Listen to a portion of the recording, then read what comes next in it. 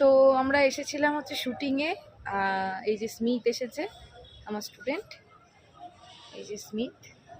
তো ওকে নিয়ে এসেছিলাম। এই যে ওর গার্জেনও রয়েছে, দিদি আছে, দাদা আছে পাশেই। তো এসে আমাদের তো মানে অনেক রাতে প্যাক আপ হয়েছে। তো প্যাক আপটা অনেক দেরিতে হওয়ার কথা ছিল।